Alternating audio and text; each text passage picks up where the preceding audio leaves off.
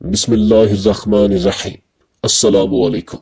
एक दिन सुल्तान सलाहुद्दीन अय्यूबी रहमतुल्लाह अलैह अपने सबसे बड़े दुश्मन रिचर्ड बादशाह के एक वजीर ओलो सिकंदर के साथ हलब शहर की सैर तफरी कर रहे थे और सुल्तान सलाहुद्दीन अय्यूबी रहमतुल्लाह अलैह शहर को फतह करने के बाद ओलो सिकंदर को हलब शहर के मामलात के बारे में आगाह कर रहे थे।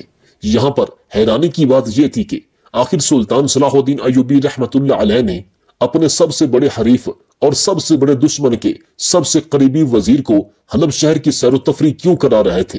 तो इसके पीछे छुपी एक छोटी सी कहानी है और कहानी यह है कि सुल्तान सलाहुद्दीन अय्यूबी रहमतुल्लाह अलैह को रिचर्ड बादशाह मजहब की वजह से और मुसलमानों से जुड़ी नफरत की वजह से बहुत सख्त नापसंद और अपना सबसे बड़ा दुश्मन समझता था।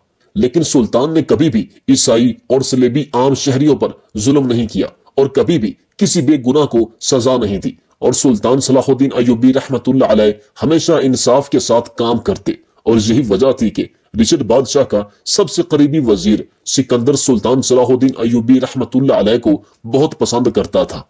और बहुत सी रिवायात में मिलता है कि सिकंदर बाद में सुल्तान सलाहुद्दीन अय्यूबी रहमतुल्लाह अलैह के लिए रिचर्ड बादशाह के पास जासूसी का काम करता रहा और इसने सुल्तान सलाहुद्दीन अय्यूबी रहमतुल्लाह अलैह की फतूहात में बहुत मदद की थी और बाद में वो सुल्तान के साथ जंग में लड़ते हुए शहीद हो गया और इसने कलमा पढ़ लिया था। और बहुत सी रिवायात में यह भी मिलता है कि मुसलमान होने से पहले ही रिचर्ड बादशाह को अपने वजीर पर शक हो गया था और रिचर्ड बादशाह ने गद्दारी की वजह से ओलो सिकंदर को मार दिया था।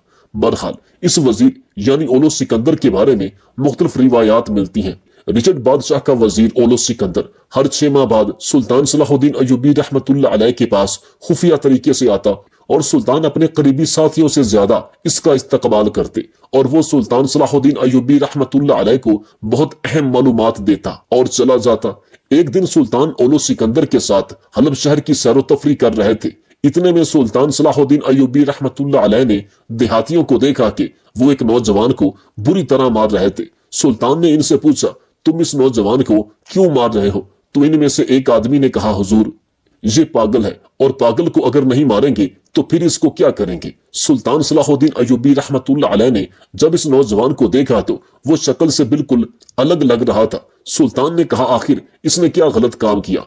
तो इनमें से फिर एक आदमी बोला, हुजूर इसकी बीवी चंद दिन पहले इस दुनिया से चली गई और इस आदमी ने अपने हाथों से अपनी बीवी को दफन किया था, लेकिन अब ये कहता है कि मेरी बीवी जिंदा है।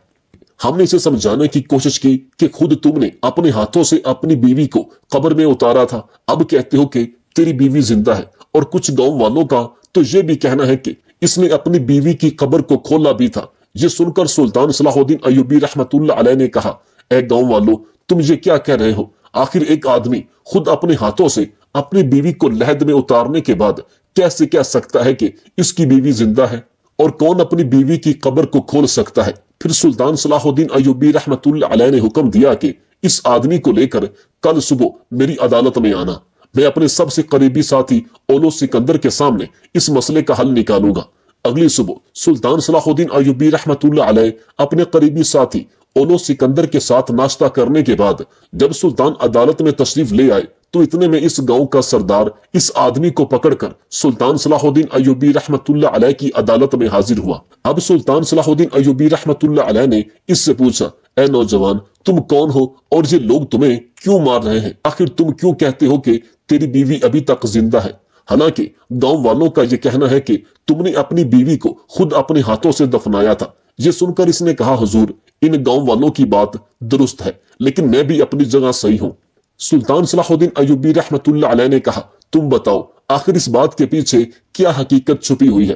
तो इसने कहा, मैं इस गांव का ताजिर हूँ हुजूर, मेरा कारोबार बड़े बड़े शहरों और बाजारों में है और ये बात गांव वाले भी जानते हैं और मैं अपने कारोबार में इतना कामयाब हूं कि मैंने गांव के बहुत सारे छोटे छोटे ताजरों को इतना हुनरमंद बना दिया कि इनके भी कारोबार बड़े बड़े बाजारों में चलते हैं। जब सुल्तान सलाहुद्दीन अय्यूबी रहमतुल्लाह अलैह ने अपना चेहरा मुबारक सरदार की तरफ बढ़ाया तो सरदार ने भी इस ताजर की बात की हामी भरते हुए कहा, जी हाँ हुजूर, ये सही फरमा रहे हैं, ये एक बहुत बड़ा ताजर है। फिर सुल्तान सलाहुद्दीन अय्यूबी रहमतुल्लाह अलैह ने कहा, बताओ आगे क्या माजरा है? आखिर आगे क्या हुआ? तो इसने कहा, हुजूर मेरी दुकान पर एक लड़की काम करती थी, وہ لڑکی بہت خوبصورت اور حسین و جمیل تھی اور میں اسے بہت پسند کرتا تھا، اور آخر یہ محبت اور پسند نکاح میں تبدیل ہو گئی، اور اس دن میں اس لڑکی کو اپنے گھر میں لے آیا۔ وقت گزرتا رہا اور ہم دونوں میاں بیوی ایک دوسرے کے ساتھ بہت اچھا وقت گزار رہے تھے۔ سلطان معظم، 2 ماہ پہلے میرے کاروبار میں مجھے خسارہ آنے لگا۔ بہت سارے قافلوں پر ڈاکوؤں نے حملہ کر لیا اور کچھ جگہوں پر میرا اناج موسمی حالات کی وجہ سے خراب ہو گیا، جس کی وجہ سے اپنے کاروبار اور تجارت میں اچھا خاصا خسارہ ہوا اور میرا کاروبار تباہ ہو گیا۔ اب ہمارے پاس کھانے کے لیے بھی لالے پڑنے لگے۔ میرے پاس 2 عربی قسم کے گھوڑے تھے، میں نے وہ بھی بیچ دیے۔ اس کے بعد میرے پاس میری بیوی کے زیورات تھے، میں نے زیورات اس کی رضامندی سے بیچ دیے تھے، لیکن میرا خسارہ اتنا زیادہ تھا کہ پھر بھی ہمارے پاس کچھ نہ بچا، حتیٰ کہ ہمیں اپنے گھر سے نکل کر ایک کٹیا میں جا کر رہنا پڑا، کیونکہ جس گھر میں ہم رہ رہے تھے وہ ایک تاجر کے قرض کی وجہ سے وہ گھر اس کے حوالے کرنا پڑا، اور ہمارے حالات اتنے خراب ہو گئے کہ میری اتنی خوبصورت اور حسین و جمیل بیوی کئی دنوں فاقوں میں گزارنے لگی۔ لیکن حضور، میں کامیاب تاجر تھا اور میں جانتا تھا کہ کبھی بھی ہم پر مشکل وقت آ سکتا ہے، اور اس لیے میں نے جوانی میں ہی بہت سارا سونا جنگل میں جا چھپا دیا تھا، اور اس سونے کو جنگل میں چھپانے کے بعد میں نے اس کا ایک نقشہ بنا لیا تھا، تاکہ اگر زندگی میں مجھے یا میرے مرنے کے بعد میرے بچوں کو یا میری بیوی کو کبھی بھی مشکل وقت آئے تو ان کا آخری سہارا وہی چھپا ہوا سونا ہو سکتا ہے۔ حضور، اس چھپے ہوئے سونے کا نقشہ ہمیشہ میرے پاس رہتا تھا، لیکن اس سونے کے بارے میں نے اپنی بیوی کو بھی نہیں بتایا تھا۔ چند دن پہلے میری بیوی بہت بیمار ہو گئی تو اس کی ماں نے کہا، اگر تم اجازت دو تو میں تمہاری بیوی کو شہر کے کسی اچھے سے حکیم کے پاس لے کر جا سکتی ہوں، تم پیچھے اپنے کاروبار کو دیکھو اور میں تیری بیوی کو یعنی اپنی بیٹی کو شہر کے حکیم کے پاس لے کر جاتی ہوں۔ سلطان معظم، میں نے بہت دفعہ کوشش کی کہ اس خزانے کے بارے میں اپنی بیوی کو بتاؤں، لیکن میں یہ چاہتا تھا کہ ایک دفعہ میری بیوی مشکل وقت دیکھ لے، کیونکہ اس نے زندگی میں میری بیوی بننے کے بعد ہمیشہ راج کیا تھا، مشکل وقت کبھی نہیں دیکھا تھا، اور میں اپنی بیوی کو تھوڑا سا سبق سکھانا چاہتا تھا، اور میں چاہتا تھا کہ وقت آنے پر وہ سارا سونا میں اپنی بیوی کے سامنے لے آؤں گا اور پھر سے ہمارے دن بدل جائیں گے۔ لیکن میری قسمت خراب تھی اور میری بیوی کی طبیعت اچانک خراب ہو گئی۔ میری بیوی کی ماں اس کو شہر کے طبیب کے پاس لے گئی۔ چند دن بعد میری بیوی کی ماں میرے پاس آئی اور آ کر بتایا، راستے پر ہمارے اوپر وحشی جانوروں نے حملہ کر دیا، اور اس حملے میں تیری بیوی کو ان وحشی جانوروں نے نوچ لیا۔ میں اسی وقت اپنے گھوڑے پر سوار ہوا اور جب اس جنگل میں پہنچا تو میری بیوی کا چہرہ مکمل طور پر جانوروں نے نوچ لیا تھا، پھر اس کا دھڑ بچا ہوا تھا اور وہ بھی بہت زخمی تھا۔ مجھ پر یہ خبر قیامت بن کر ٹوٹی تھی، کیونکہ میں اپنی بیوی سے بہت محبت کرتا تھا۔ میں نے اس کی لاش کو اٹھایا اور گھر لے آیا۔ میں نے اس کو غسل دیا اور گاؤں والوں کے ساتھ مل کر اس کو خود میں نے اپنے ہاتھوں سے دفنا دیا، لیکن میرا دل نہیں مان رہا تھا کہ میری بیوی مجھے چھوڑ کر جا سکتی ہے۔ حضور، اپنی بیوی کی لاش کو سامنے دیکھ کر پھر بھی مجھے یقین نہیں آ رہا تھا کہ میری بیوی مر نہیں سکتی، لیکن میں نے اسے اپنے رب کا فیصلہ سمجھا اور اپنی بیوی کو دفنانے کے بعد جب میں گھر پہنچا تو میں نے اپنی جیب میں ہاتھ ڈالا تو وہ نقشہ غائب تھا۔ میں بڑا حیران و پریشان ہو گیا کہ آخر وہ نقشہ کہاں جا سکتا ہے۔ میری پریشانی اور بھی بڑھ گئی جب میرے دماغ میں خیال آیا کہ اگر وہ نقشہ مجھے نہ ملا تو وہ اتنا سارا سونا غائب ہو جائے گا، کیونکہ اس سونے کو میں نقشے کے بغیر تلاش نہیں کر سکتا تھا۔ مجھے جہاں لگا میں وہاں گیا اور میں نے اس نقشے کو تلاش کیا، حتیٰ کہ اس جنگل میں بھی گیا جہاں میری بیوی پر جانوروں نے حملہ کیا تھا۔ مجھے وہاں نہیں ملا۔ پھر مجھے یاد آیا کہ جب میں قبرستان جا رہا تھا تو اس وقت بھی وہ نقشہ میرے پاس تھا۔ پھر وہ نقشہ کہاں جا سکتا ہے؟ پھر میرے خیال میں آیا کہ جب قبر میں اپنی بیوی کو اتارتے وقت اس کی خواہش آخری کے مطابق کہ اس نے مجھے ایک بار کہا تھا کہ اگر مجھے موت آ جائے اور مجھے تم قبر میں اتارنے لگنا، میری میت پر ایک آیت الکرسی اپنے ہاتھوں سے لکھ کر رکھ دینا۔ اب مجھے یاد آیا، میں جب وہ آیت الکرسی لکھی ہوئی رکھ رہا تھا، ہو سکتا ہے قبر میں اندھیرے کی وجہ سے وہ نقشہ بھی وہاں پر گر گیا ہو۔ اب مجھے شک نہیں بلکہ پورا یقین ہو چکا تھا کہ وہ نقشہ اسی قبر میں ہی رہ گیا ہے۔ اب قبر بند ہو چکی تھی، میرے پیروں تلے سے زمین اور سر پر آسمان گر چکا تھا۔ میں بہت پریشان تھا اور میں ساری رات اسی پریشانی کے عالم میں اپنے بستر پر بیٹھ نہ سکا۔ صبح صادق کا وقت تھا، اچانک مجھے نیند آ گئی اور نیند میں خواب میں دیکھتا ہوں کہ ایک بزرگ میرے سامنے آتے ہیں جس کی داڑھی بالکل سفید تھی، سر پر پگڑی تھی، اور وہ مجھے کہتے ہیں، بیٹا جاؤ اس قبر کو کھولو، इस नक्शे के साथ साथ तुम्हें और भी हकीकत का पता चल जाएगा। इसी खौफ की वजह से मेरी आंख खुल गई। मैं सोचने लग गया कि आखिर इस ख्वाब का क्या मतलब हो सकता है। मैं उस वक्त उठकर इमाम मस्जिद के पास गया और इसे सारी सूरत हाल के बारे में बताया। इमाम मस्जिद ने कहा, ख्वाब इंसान के दिमागी ख्याल होते हैं, तुम कब्र को खोल नहीं सकते। मैंने सोचा जब मैं इस बात का जिक्र गांव वालों के साथ करूंगा तो वो मुझे कहेंगे कि तुम चंद सोने के सिक्कों की खातिर अपनी बीवी की मैयत को बेसकून करना चाहते हो। लिहाजा मैंने फैसला कर लिया कि आज दोपहर के वक्त जब कब्रिस्तान के इर्द गिर्द कोई नहीं गुजर रहा होगा तो मैं जाकर इस कब्र को खोलूंगा और हकीकत का पता चल जाएगा। मैं अपने इरादे के मुताबिक वहां पहुंच गया। मैंने कब्र खोली और जैसे ही कब्र के अंदर दाखिल हुआ तो वो नक्शा जो मेरी जेब से गिर गया था वो पड़ा हुआ था। मैंने नक्शा देखा और अपनी जेब में डाल दिया और फिर मैं सोचने लग गया कि बुजुर्ग ने कहा था कि नक्शे के साथ साथ एक हकीकत के बारे में भी तुम्हें पता चल जाएगा। आखिर क्या राज था? मैं इतने में सोच रहा था कि अचानक मेरी नजर इस कब्र में पड़े हुए मैयत के हाथ पर पड़ी। इसके ऊपर एक निशान बना हुआ था और जब मैंने इस निशान को देखा तो मुझे पता चल गया कि ये तो जंगल के साथ में मौजूद कबीले वालों का निशान है जो पैदा होते ही अपने बच्चों के हाथों पर निशान बनवा देते हैं। और ये निशान तो मेरी बीवी के हाथ पर बिल्कुल मौजूद नहीं था। मैं हैरान परेशान हो गया कि आखिर मेरी बीवी के हाथ पर यह निशान कैसे आ गया।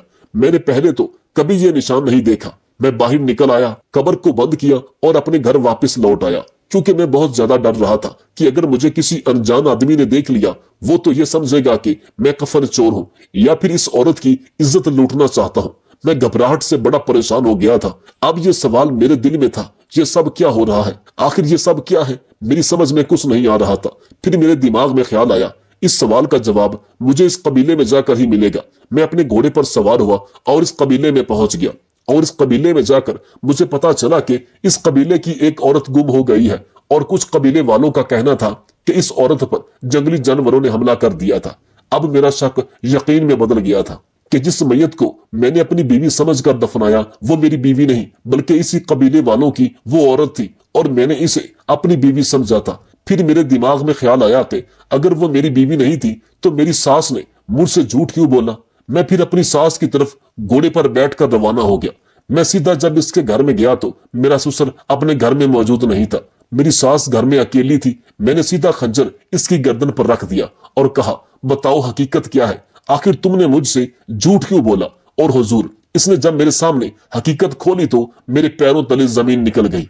इसने कहा कि मेरी बेटी सिर्फ तेरी दौलत से मोहब्बत करती थी और जब तेरे पास दौलत खत्म हो गई तो इसने बीमार होने का नाटक किया और मुझे कहा कि रास्ते में जाकर मैं अपने पुराने आशिक के पास चली जाऊंगी और तुम मेरे शौहर को जाकर बताना कि तुम्हारी बीवी को जानवरों ने नोच लिया है और वो मुझे मेरी लाश समझकर दफना देगा और वो मुझे हमेशा हमेशा के लिए भूल जाएगा।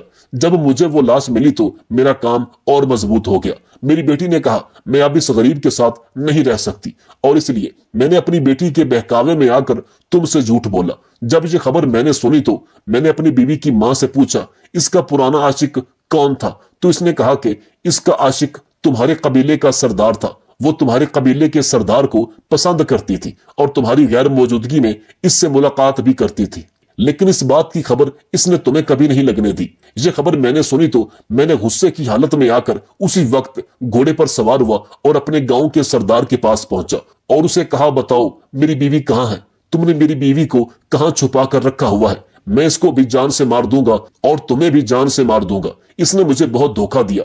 तो सरदार ने तमाम गांव वालों को कहा कि इस इंसान ने खुद अपने हाथों से अपनी बीवी को दफना दिया, लेकिन अब कह रहा है कि मेरी बीवी इसके पास है। ये पागल हो गया है और इस सरदार की वजह से ये गांव वाले मुझे मार रहे थे। सुल्तान मुअज्जम, मैं कोई पागल नहीं हूं। मैं अपने इलाके का बहुत बड़ा ताजिर हूं और इन गांव वालों ने मुझे पागल बनाकर बुरी तरह पीट डाला।